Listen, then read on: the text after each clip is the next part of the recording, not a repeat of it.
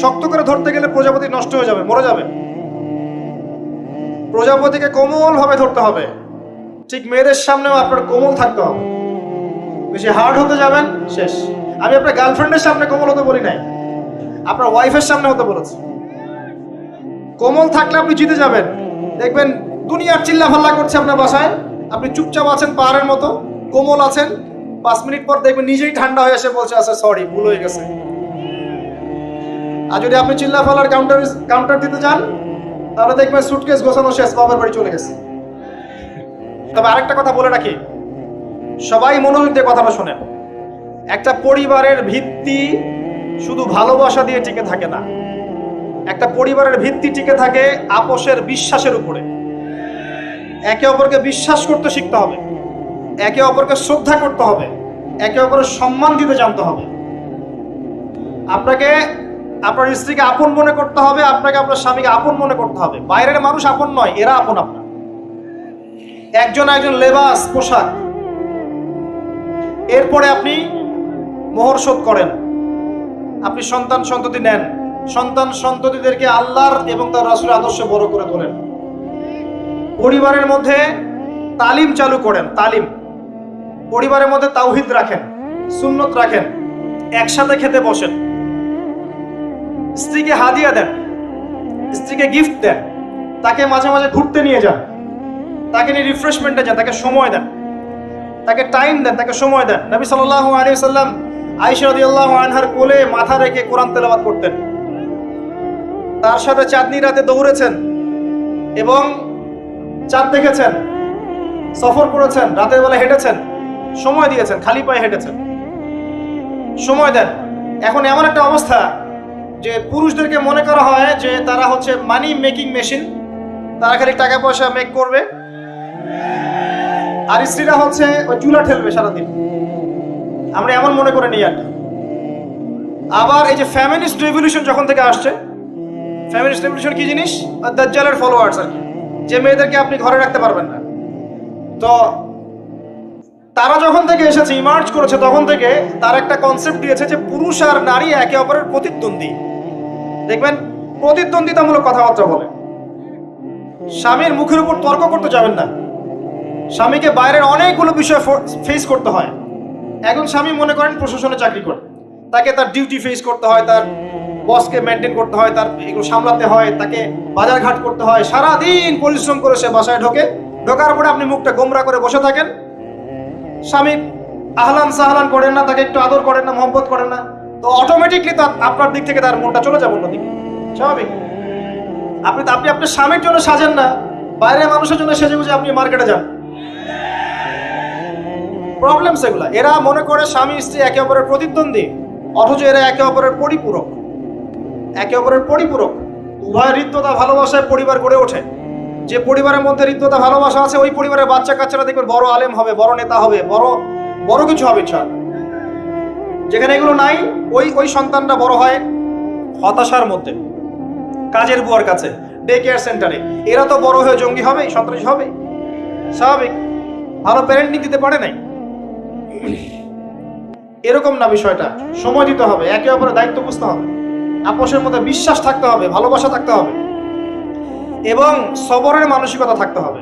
মেয়েদের ব্যাপারে বলাই হয়েছে তারা বাঁকাহার, অতএব চাপ দিতে যায় না, ভেঙে যাবে। চাপ দিতে যায় না, ভেঙে যাবে। ওই অবস্থা ছেড়ে দিলে ওই অবস্থায় থেকে যাবে। একটা কথা আমি বলি, আমি শিখেছি আমার লাইফ থেকে, আল্লাহ পাকের প্রতিটা সৃষ্টি এক একটা রূপ। জানেন, রাবার গাছ দেখেছেন? রাবার গাছ, যে গাছ থেকে রাবার হয়, গাছটাকে দেখবেন পরিচ্ছন্ন, গাছটা পরিষ্কার। যে নিজে পরিষ্কার করে সে নিজেও পরিচ্ছন্ন। জমিনের মধ্যে দেখবেন মৃত জমিন, বৃষ্টি পড়লো, সজীব হয়ে উঠলো, সবুজ ধান ক্ষেত। এই সবুজ ধান ক্ষেতটা আপনার যৌবন, আস্তে আস্তে ফসল হবে। এই ফসল হওয়ার টাইমটা হচ্ছে আপনার পৌরত্ব। এরপরে ফসলটা কেটে ফেলা হবে। এই ফসলটা আপনার ভালো কাজ, আমল সালেহ, এটাকে রেখে দেওয়া হবে। বাকিটাকে হলুদ বর্ণের যে খড়কুটা, এটাকে জ্বালিয়ে দেওয়া হবে। এই যে ধান গজালো, একটা সিজন গেল, এর মধ্যে আপনার দুনিয়ার জীবনের হায়াতের রূপকতা আছে। জি, পাহাড়কে দেখেন, পাহাড় বিশালতা নিয়ে দাঁড়িয়ে থাকে। ওর গায়ে যতই ঢিল মারেন, লাথি মারেন, সমালোচনা করেন, সে নড়বে না তার জায়গা থেকে, থাকবে, সে ওর জায়গায় স্টিল থাকবে, কিন্তু সে শান্ত থাকে, সে চিল্লাফাল্লা করে না। তাই যারা সাহসী বীর তারা বেশি কথা বলে না, শান্ত থাকে। যারা পাহাড়ের মতো দৃঢ় ওরা বেশি কথা বলে না। সাগরকে দেখেন, বিশাল সাগর, কক্সবাজারে যান, সাগরকে বিশাল সাগর গর্জন করছে, ভিতরে অনেক সম্পদ, অনেক মাখলুক আছে। আপনি সামনে গিয়ে দাঁড়ান, বিনয়ের সাথে আপনার পা ধুয়ে দিবে, কোনো অহংকার করবে না। প্রতিটা সৃষ্টি আল্লাহ পাকের এক একটা মেসেজ দেয়। ঠিক মেয়ে মানুষও একটা মেসেজ দেয়। কি মেসেজ? আল্লাহ পাক মানুষকে সবচেয়ে সুন্দর করে সৃষ্টি করেছেন, আর মানুষের মধ্যে মেয়েদেরকে সবচেয়ে বেশি সুন্দর করে সৃষ্টি করেছেন।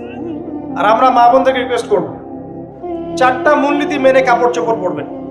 আপনার কাপড়টা এমন হবে না যেই কাপড়টা পরলেও অঙ্গ প্রত্যঙ্গ দেখা যায়, বোঝা যায়, এমন হবে না। কাপড়টা এমন হবে না এত টাইট ফিটিং যে আপনার অঙ্গের উঁচু নিচু অবয়ব বোঝা যায়, এমন হবে না। কাপড়টা এমন হবে না যেটা অমুসলিমদের পোশাক, আর কাপড়টা এমন হবে না যেটা পুরুষদের পোশাক। এই মূলনীতিগুলো মেনটেন করে কাপড় পরবেন ইনশাআল্লাহ। এছাড়াও মেয়েদের কথায় পর্দা আছে, চলনে পর্দা আছে, ওঠা বসায় পর্দা আছে। নামাজ পড়ার সময় তাদেরকে কিছুটা শালীনভাবে নামাজ পড়তে হয়, তাদের চোখের দৃষ্টির মধ্যে পর্দা আছে। এগুলো কে শিখাবে এখনকার মেয়েদেরকে? সবসময় বিজি দেখবেন নতুন কোন সিরিয়াল আসছে, নতুন কোন ফ্যাশন আসছে, নতুন কোন পার্লারে কি আসছে, কোন কাটিং আসছে, কোন নায়িকা আসলো, ওই যে বাংলাদেশে কোন এক নায়িকা আসছে, তাই নিয়ে মিডিয়াতে এমন তোলপাড়, মনে কি নাকি একটা অবস্থা। আল্লাহর কাছে তোমার কি মূল্য আছে? হে, আল্লাহর কাছে তোমাদের কি মূল্য আছে? তোমরা কি 5 ওয়াক্ত নামাজ পড়ো? তোমরা কি পর্দা করো? তোমাদের মধ্যে হায়াবোধ কিছু আছে? তোমরা মানুষকে ভালো কিছু শেখাও, সমাজকে ভালো কিছু দাও, শালীন কিছু দাও। আল্লাহর কাছে তোমাদের কি মূল্য আছে? নবী সাল্লাল্লাহু আলাইহি ওয়াসাল্লাম তো জাহান্নাম দেখে সেই কথাটাই বলেছেন, আমি জাহান্নাম দেখে আসলাম, সেখানে বেশিরভাগ অধিবাসী হচ্ছে মেয়ে, নারী। কি কারণ? তারা এমন কাপড় চোপড় পরে বাইরে ঘুরতো যেই কাপড় পরেও তারা নগ্ন থাকতো। আমি কি ব্যাখ্যা করতে হবে? আপনি দেখতে পারেন না? এবং তারা স্বামীর সাথে কুফরি করত। সারা জীবন স্বামী যদি তাদের ভরণ পোষণ দেয়, ভালোবাসে, মহব্বত করে, তাদের জন্য জীবনটা ক্ষয় করে ফেলে, এক পর্যায়ে গিয়ে বলবে সারাটা জীবন তোমার কাছে কিছুই পাইলাম। বাস্তব। এগুলোর কারণে মেয়েরা বেশি বেশি জাহান্নামে যাবে, এবং তারা মানুষ মারা গেলে মাতম করে, বুক পিঠ চাপড়ায়, এই কারণে যাবে, এবং তর্ক লাগলে অভিশাপ দেয় বেশি, এই কারণে যাবে। আল্লাহ পাক আমাদের মা বোনদেরকে হেফাজত করুন। তবে একটা হাদিস আছে সুসংবাদের। নবী সাল্লাল্লাহু আলাইহি ওয়াসাল্লাম বলেছেন, একজন নারী যদি 4টা কাজ করতে পারেন, জান্নাতের যে কোনো দরজা দিয়ে ইচ্ছা প্রবেশ করতে পারবেন। 1 নাম্বার 5 ওয়াক্ত নামাজ, 2 নাম্বার রমজান মাসে সাওম, 3 নাম্বার আপনার লজ্জাস্থানের হেফাজত অর্থাৎ খাস পর্দা, এবং 4 নাম্বার আপনার স্বামীর আনুগত্য। ফেমিনিস্ট আকীদার মেয়ে হলে আনুগত্যকে দাসত্ব মনে করে, স্বামীর আনুগত্যকে তারা দাসত্ব মনে করে। স্বামী কে? স্বামীর সম্মান বোঝেন আপনি? স্বামী কে? যার ব্যাপারে নবী সাল্লাল্লাহু আলাইহি ওয়াসাল্লাম বলেছেন, আমি যদি আল্লাহ ছাড়া অন্য কাউকে সেজদা করতে বলতাম, তাহলে মেয়েদেরকে বলতাম তারা যেন স্বামীদেরকে সেজদা করে। আপনাকে আমি কিভাবে বুঝাবো স্বামী কে, স্বামীর মর্যাদা কোথায়? এগুলো কি ইসলাম মেয়েদেরকে ডমিনেট করছে এগুলো দিয়ে? কেন? এই স্বামী আপনার জন্য সারাটা জীবন ক্ষয় করে ফেলে। একটা চোর পর্যন্ত, একটা চোর, একটা করাপ্টেড মানুষ, দুর্নীতিগ্রস্ত মানুষ, সে চুরি করে, দুর্নীতি করে এনে বাচ্চাকে খাওয়ায়। একটা ধর্ষক পর্যন্ত ওর মেয়েকে আদর করে। পুরুষ মানুষ কি জিনিস কেমন করে বুঝবেন? সারাটা জীবন ক্ষয় করে ফেলায়। যদি আপনি তার আনুগত্য করেন, তার সামনে সুন্দর মতো থাকেন, তার কথার সাথে তর্ক না করেন, ভালোবাসা দিয়ে থাকেন, আপনার জন্য সে জীবন দিতে প্রস্তুত থাকে। এরকম পুরুষ মানুষ। আপনাদেরকে কেউ চোখ তুলে তাকালে চোখ তুলে ফেলাবে, এরকম পুরুষ মানুষ। আর এখন তো পরিস্থিতি ডিফারেন্ট। বাসায় পুরুষ বাইরের ছেলের সাথে ফোনে প্রেম হয়ে গেছে, পালায় চলে গেছে, বিয়ে করে ফেলছে। দেখবেন বাসায় স্ত্রী আছে, বাইরের মেয়ের সাথে প্রেম করে বিয়ে করা শেষ। বিয়ে করলে সমস্যা নাই, ব্যভিচার করে ফেলছে। বিয়ে সে করতেই পারে, সে যদি সমতা রক্ষা করতে পারে, সেটা তার ডিফারেন্ট ইস্যু, এটা অন্য ইস্যু। তো স্বামীর আনুগত্য আপনাকে কিভাবে বুঝাবো? এটা দাসত্ব নয়। নবী সাল্লাল্লাহু আলাইহি ওয়াসাল্লাম বলেছেন, কোনো স্বামী যদি কোনো স্ত্রীকে চায়, তার প্রয়োজনের জন্য চায়, মহব্বতের জন্য, স্ত্রী যদি চুলায় রান্না করতে থাকে, ওই রান্না ফেলে দিয়ে তাকে আসতে হবে। হাদিস। রাতের বেলা স্বামী স্ত্রী শুয়েছে, স্বামীর চাহিদা আছে, স্ত্রীর কোনো সমস্যা নাই, স্ত্রী ফিট, ইচ্ছা করেই অহেতুক স্বামীকে বলল আমি রাজি না, উল্টা পাশে মুখ করে ঘুমিয়ে গেল। আল্লাহর নবী বলছেন সারা রাত আল্লাহর পক্ষ থেকে একজন ফেরেশতা আসবে, এসে এই নারীকে অভিশাপ দিতে থাকবে। এখন এগুলো হাদিস শুনলে বলবে যে ইসলাম তো মেয়েদেরকে ছোট করছে। একজন মেয়ে তার একজন স্বামীর কথা বলছে, স্বামী তার মেয়ে, তার স্ত্রী, তার মা, তার বোন, সবাইকে তার মিরাসের হক দিতে হয়। একজন মেয়ে তার বাবার সম্পত্তি পায়, কোনো কোনো ক্ষেত্রে তার ভাইয়ের সম্পত্তি পায়, তার স্বামীটা তো পাই, তার ছেলেরটাও, নানি হলেও সম্পত্তির হক আছে। একটা মেয়েকে চতুর্দিক থেকে সিকিউর করা হয়েছে ইসলামে। তারপরেও কিছু ফ্যামিলিস্টের কারণে এরা বলবে যে মেয়েদেরকে ইসলাম ছোট করছে। হ্যাঁ, মেয়েদেরকে ইসলাম কেন ছোট করছে? কারণ পর্দা করে যে বাইরে বেরোতে বলেছে, ঢ্যাং ঢ্যাং করে নগ্ন হয়ে বেরোতে নিষেধ করেছে, এই কারণে। যদি বলে যে হ্যাঁ ইসলাম আপনাদেরকে ফ্রি মিক্সিং এর স্বাধীনতা দিচ্ছে, আপনারা সবাই ফ্রি মিক্সিং করেন, গেঞ্জি পরেন, টি শার্ট পরেন, স্যান্ডো গেঞ্জি পরে বাইরে ঘুরে বেড়ান, টাইট ফিটিং প্যান্ট পরে বাইরে ঘুরে বেড়ান, সব জায়গায় আপনারা ফ্রি মিক্সিং করেন, পর্ন দেখেন, জেনা করেন, মদ খান, ইসলাম খুব ভালো। তখন তোমাদের জন্য তো ইসলাম নয়, তোমরা জাহান্নামে যাও, আল্লাহর কি আসে যায়? ইসলাম তোমাদের জন্য নয়, তোমরা জাহান্নামে গিয়ে মরো, ইসলামের কিচ্ছু যায় আসে না। আল্লাহর ওয়াস্তে পারিবারিক আদর্শের দিকে ফোকাস করেন প্রিয় ভাই। নিজে জাহান্নামের আগুন থেকে বাঁচান, পরিবার বর্গকে বাঁচান, পরিবার বর্গকে বাঁচান। পরিবার আরেকটা পার্ট হচ্ছে আপনার পিতামাতা। পিতামাতার সাথে খারাপ আচরণ করতে যায় না আল্লাহর ওয়াস্তে। সেই ব্যক্তির জন্য ধ্বংস যার পিতামাতা বেঁচে আছে, তাদের হক আদায় করে সে জান্নাতে যেতে পারবে না, তার জন্য ধ্বংস। আরেকটা অংশ আছে আপনার সন্তান সন্ততি। বাচ্চা কাচ্চার প্যারেন্টিংটা খুব সুন্দর করে করেন। যখন আপনি স্ত্রীর সাথে মিলন করতে গিয়েছেন তখন দোয়া পড়েন, আল্লাহুম্মা বিসমিল্লাহি আল্লাহুম্মা জান্নিবনি শাইতান ও জান্নিবি শাইতান মা রাযাকতানা। আমার মনে হয় এখনকার জেনারেশন যেগুলো আছে ফাসেক, মাদক সেবন করে, পর্নোগ্রাফিতে আসক্ত, ইয়াবাখোর, স্মাগলিং করছে, চুরি করছে, হাবিজাবি, ধর্ষণ করছে, আমার মনে হয় না তাদের পিতামাতা তাদেরকে জন্ম দেওয়ার সময় এই দোয়াগুলো পড়েছিল। কারণ পিতামাতা এই দোয়া পড়লে ওই সন্তানকে শয়তান স্পর্শ করতে পারে। সন্তান হবে, সন্তান ছেলে হোক মেয়ে হোক, আপনার এটা নিয়ে মন খারাপ করার কিছু নাই। একজন কন্যা সন্তানকে লালন পালন করে সৎপাত্রে পাত্রস্থ করলে এই মেয়ে পরকালে আপনার জন্য জাহান্নামের আগুন থেকে ঢাল হয়ে যাবে। যার কাছে দুইজন মেয়ে আছে, দুইটা মেয়েকে সে ভালো করে মানুষ করেছে, নবী সাল্লাল্লাহু আলাইহি ওয়াসাল্লাম বলছেন সে জান্নাতে আমার সাথে এমন করে থাকবে, এইভাবে। কেউ যদি বিধবার দায়িত্ব নেয়, সেও নবী সাল্লাল্লাহু আলাইহি ওয়াসাল্লামের সাথে এইভাবে থাকবে। এতিমের দায়িত্ব নেয়, এইভাবে থাকবে। ফ্যান্টাসিতে ভুগছেন, একটা এতিম মেয়েকে বিয়ে করেন, একটা অসহায় তালাকপ্রাপ্ত মেয়েকে বিয়ে করেন, একটা বিধবা মেয়ে যার স্বামী মারা গেছে, কেউ নাই দেখার, তাকে বিয়ে করেন, তারপরে বোঝা যাবে আপনার মধ্যে কতটুকু দিন আছে।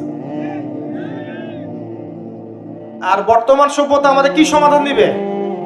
সবাই যদি দিনদার একটা করে ক্যাটরিনা খোঁজে, এই এতিম, এই বিধবা, এই যাদের দেখার কেউ নাই, এই মেয়েগুলা কি রাষ্ট্রের সম্পত্তি হয়ে থাকবে? এদের দায়িত্ব কে নিবে? পুরুষরা যদি দায়িত্ব না নেয়, কে দায়িত্ব নিবে? এখন কেউ যদি ওদের দায়িত্ব নিতে যায়, তখন তাকে আবার খারাপভাবে উপস্থাপন করা হয়, এই ব্যক্তির মনে হয় চরিত্র খারাপ। কিন্তু এদিকে বাইরে 10টা জেনা করে বেড়াচ্ছে, কোনো সমস্যা নাই, এগুলো উস্কায়। এইসব জাহেলদের জন্য ইসলাম নয়। ইসলামের প্রতিটা বেসিক ফান্ডামেন্টাল মানবতার কল্যাণের জন্যই। এগুলোকে ফরজ করা হয়নি, আপনি নফল, আপনার সামর্থ্য থাকলে আপনি করতে পারেন, না করলে কোনো সমস্যা নাই। কেউ যদি করে যে ইসলাম পরিপূর্ণরূপে পালন করার চেষ্টা করছে, এটার উপর আমল করার চেষ্টা করছে, তাহলে আপনি তাকে ক্রিটিসাইজ করছেন কেন? কি সমস্যা আপনার? আরেকটা পার্ট হচ্ছে সন্তান সন্ততি। বাচ্চা কাচ্চাকে ছোটবেলা থেকেই মানুষ করতে হবে এমন ভাবে যাতে করে বড় হয়ে এরা এই উম্মার খালিদ এবং ওমর হতে পারে। ছোট বাচ্চাকে আপনি ভালো খাবার দেন, মায়ের স্নেহ দেন, বাবা মার সাথে রাখেন, একটু গ্রাম্য পরিবেশে নিয়ে গিয়ে তাকে বড় করেন। কেন বলছে কথা?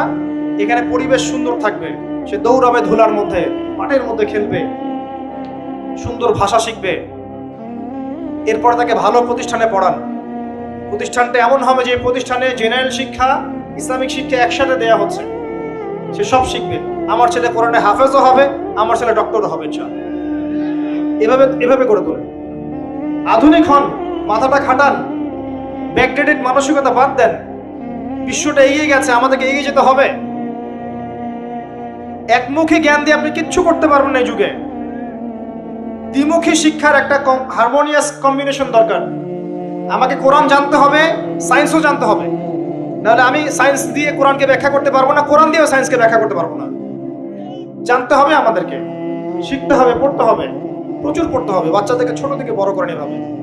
আস্তে আস্তে গিয়ে দেখবেন তারা যখন কিশোর, তাদের বন্ধু বান্ধবের সার্কেল থেকে খেয়াল রাখেন। আপনি বাবা হিসেবে তার বন্ধুর মতো আচরণ করেন, মা হিসেবে তার সাথে বান্ধবীর মতো আচরণ করেন, তার সাথে ক্লোজ হন, তার সমস্যাগুলো জানার চেষ্টা করেন।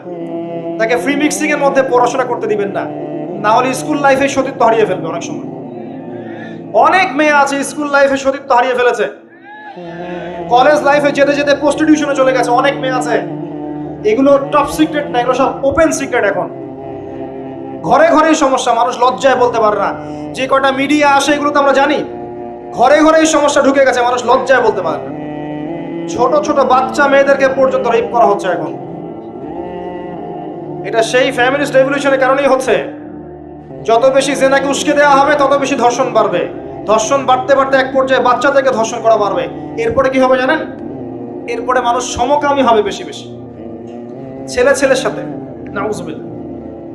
তারপরেও কি হবে বলে যাচ্ছি, এরপরে আরো একটা ধাপ আসবে, যখন মানুষ গবাদি পশুর সাথে জেনা করবে। দেখে নিয়ে, এগুলো হাদিসে এসেছে, এমনি এমনি বলছি না, মানুষ এগুলো করবে। বাচ্চা কাচ্চাকে বড় করেন, ভালো খাবার দেন, ওকে খেলাধুলা করতে দেন। ও যত বেশি খেলাধুলা করবে, ও শরীরটা ক্লান্ত হবে, তখন খাবে ভালো, বেশি খাবে, ব্রেন শার্প হবে, ওকে ওর নেতৃত্ব দেওয়ার যোগ্যতা অর্জন হবে। ওকে খেলাধুলা করতে দেন, ওকে ব্যায়াম করতে বলেন, ওকে সাঁতার শেখান, ওকে তাইকুন্ডু শেখান, ওকে ফিজিক্যাল এক্সারসাইজ শেখান।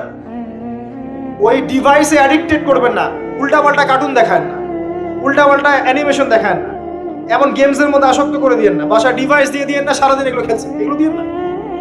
ওকে কায়িক পরিশ্রম করান, একটু বড় হয়ে গেলে বাজারে পাঠান, বাস্তবতা শিখুক, সংসার করতে শিখুক, ডিল করতে শিখুক, সামাজিকতা শিখুক, ওকে সামাজিক বানান। গাছ লাগানোর কাজে ওকে ইনভলভ করে দেন, রক্তদান কর্মসূচিতে ওকে ইনভলভ করে দেন, ওকে সমাজ কল্যাণমূলক কাজ করতে শুরু করে দেন। দেখবেন ও সামাজিক হবে ইনশাআল্লাহ। কম্বল বিতরণ করতে বলেন, ত্রাণ দিতে বলেন, ওকে ওকে উৎসাহ দেন, নামাজে উৎসাহ দেন, রোজা রাখতে বলেন। মেয়ে ছোট থেকে মেয়েকে পর্দা করতে বলেন, বলে ও দেখবে যে আমার মা যখন বাইরে যায় তখন এই পোশাকে বাইরে যায়। আলহামদুলিল্লাহ, আমি দোয়া করি আল্লাহ পাক আমার মেয়েকে যেন খাদিজা রাদিয়াল্লাহু আনহার মতো কবুল করে। আমাকে বলেছে যে বাবা আমি 5টা বোরখা নিব। ওর বয়স 3 বছর। ওকে ওর মা বলেছে যে বাইরে যেতে হবে বাবার সাথে একটা প্রোগ্রামে। ও বলছে আমি বোরখা পরবো, না হলে যাবো না। আমি অবাক হয়ে গেলাম যে আমি কিন্তু ওকে বলিনি বোরখা পরো। মানে আপনাকে পরিবেশ বলে দিবে, একটা পরিবেশ, একটা সুস্থ পরিবেশে আপনি যদি আপনার বাচ্চাকে বড় করেন, আপনার বাচ্চা দেখবেন সুস্থ হয়ে বিকশিত হবে। একটা অসুস্থ পরিবেশ দেন যেখানে ঝগড়াঝাটি, মারামারি, রাহাজানি, কাটাকাটি, সুদ, দুষ, জেনা, ব্যভিচার আছে, এই যে আপনার অপসংস্কৃতি আছে, আপনার বাচ্চাটা আস্তে আস্তে নষ্ট হয়ে বেরোবে। পরিবেশ দিতে হবে। অসুস্থ পরিবেশের মানুষ কখনো সুস্থ জাতি উপহার দিতে পারবে না। তো এই বিষয়গুলো দিকে খেয়াল রাখেন। মেয়ের পোশাকে খেয়াল রাখেন, তবে মেয়েকে কার কোলে তুলে দিচ্ছেন এটা খেয়াল রাখেন। এই যুগটা খুব কঠিন যুগ, কাছের মানুষদেরকে দ্বারা মেয়েরা ধর্ষিত হচ্ছে, খুব খেয়াল রাখেন। বাসায় কাজিনের এত থ্রু অ্যালাউ করেন না, কাজিন সম্পর্ক থ্রু করেন না, অ্যালাউ করেন না। আপনার মেয়েকে মেয়েদের ব্যাচ একটা পুরুষ টিচার পড়াচ্ছে, ওই ব্যাচে আপনি মেয়েকে পড়তে দিয়েন না। একটা কোচিং এর ভাইয়া বাসায় এসে আপনার মেয়েকে প্রাইভেট পড়াবে গোপন কক্ষে, এগুলো করতে দিয়েন না। পরে আপনার মেয়ের ইজ্জত চলে গেলে আপনি হামাও করবেন, তখন আপনি অ্যাক্সেস করে দিচ্ছেন, জেনার সুযোগ দিচ্ছেন। শয়তান উস্কে দিবে, শয়তান তো চাচ্ছেই জেনা করাতে। মেয়েদেরকে মেয়েদের পরিবেশে পড়া, ছেলে থেকে ছেলেদের পরিবেশে পড়ান। ওরা বড় হোক, ম্যাচিউরড হোক, যখনই বিয়ের বয়স হয়ে যাবে দ্রুত বিয়ে দিয়ে দেন। বিয়ের পরে না পড়াশোনা করুক। বিয়ের পর পড়াশোনা করে অনেকে বড় আলেম হয়েছে, অনেকে বড় জাতির নেতাও হয়েছে। আমাদের জাতির পিতার ইতিহাস দেখেন, কত বছর বয়সে তিনি বিয়ে করেছিলেন, ইতিহাস দেখেন।